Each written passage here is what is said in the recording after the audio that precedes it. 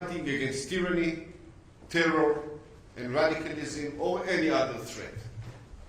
It is the Israelis themselves. True, we do have some internal disagreements and rigorous debates.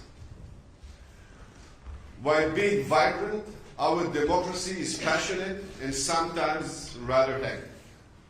But do not get it wrong. When it faces threat, we are one.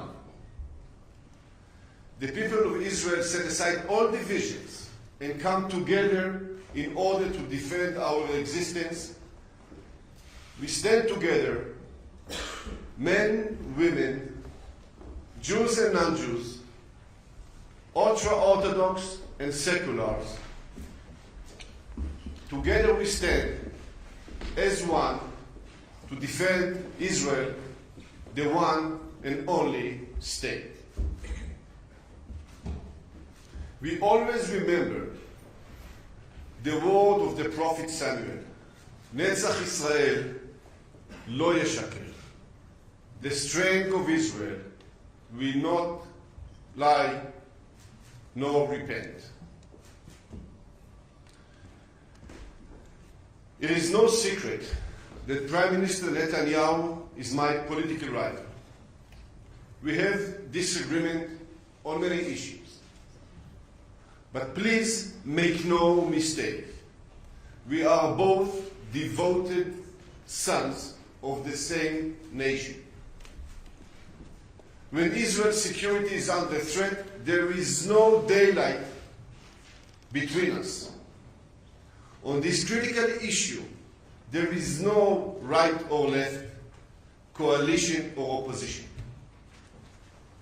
When it comes to defending Israel, we are united. I'm standing shoulder to shoulder with Prime Minister Netanyahu in the fight against Iran's aggression. I'm certain that he will do the same when I hopefully become the Prime Minister of Israel.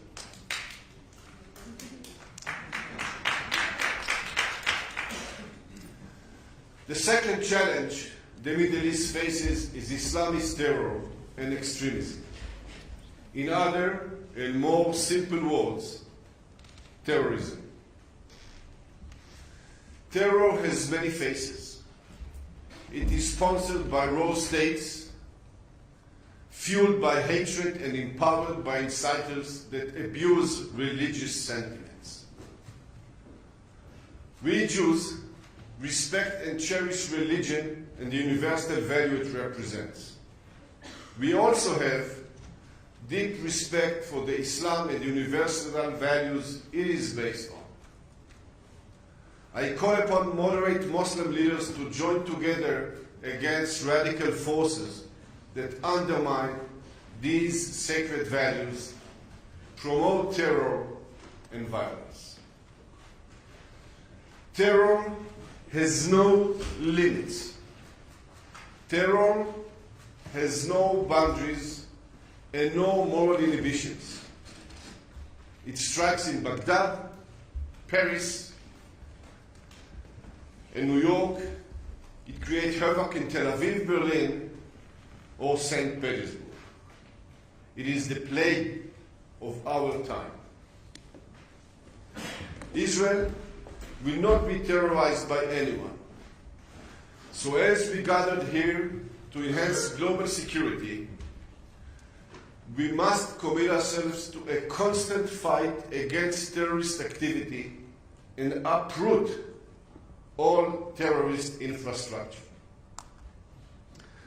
Hezbollah is the most dangerous terror organization in the world. It has strategic capabilities like a state. It has more firepower than most NATO members. It has one of the most sophisticated air capabilities based on drones. There are thousands of houses in Lebanon which have both a living room and a missile room in the same house. This absurd situation can lead to a war in which Israel will have to use its force like never before. We do not want it, but it is Hezbollah and the Lebanese government that are endangering their own people. Europe has a moral obligation to try and prevent this. Hezbollah is fully designated as terror organization throughout the world, but not in Europe. Those in Europe who seek peace, security, and stability must take action and fully designate Hezbollah as the terror organization that it is. Inaction is unacceptable. The third challenge in the Middle East that the Middle East faces is lack of stability. We have all seen the tragedy in Syria. It is one of the worst humanitarian crises the world has witnessed since World War II. While most of the world is prospering, millions of children in the Middle East are suffering from poverty, hunger, and violence. Our region desperately lacks hope, and we must revive it. But the good news is that in many ways pragmatic Arabs and Israelis are closer than ever before. Many in the Arab world have realized that Israel is not part of the problem, but part of the solution. We must seize this opportunity.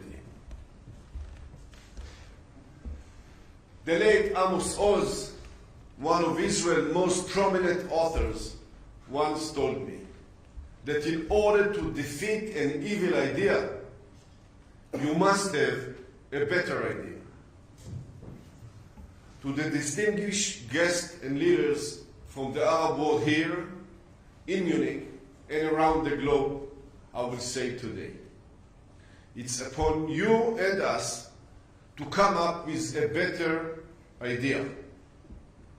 It is upon all of us to take action that will guarantee a different and better future for our children. It is the time for the children of Abraham to work together and pursue civic and economic cooperation. Only few countries know more about reaping wealth and prosperity from innovation than Israel. Today, only 70 years after its establishment, Israel is regionally and globally known as a leader in innovation. That force has even turned into strategic asset of Israel's foreign relations all over the world. One of our closest strategic allies in that success story is Germany. Probably Israel's closest friend in Europe on many levels, from technology to security. An incredible example for a great relationship between countries, regardless of their troubling past. Israel is eager to demonstrate that its evolution from a relatively poor country to a respected member of the OECD can be replicated by other states. Our pragmatic neighbors can and should be part of that change. We can start by establishing a win-win relationship that would benefit your people and economics that are keen for innovation and entrepreneurship. After the election, I will pursue a regional cooperation initiative which will bring prosperity and stability to the Middle East. Distinguished guests, as you may know, for 38 years I've served my nation in uniform. I lost many of my friends. I have witnessed the horror of war. This is why I know how precious peace is. Just like my mother, I hope we should all choose life over death. Israel will always reach its hand out to anyone who seeks peace with us. But while doing so, we will hold the shield of David very close to our heart. Only a strong and secure Israel can guarantee a stable and long-lasting peace, which we all hope to achieve. Thank you so very much.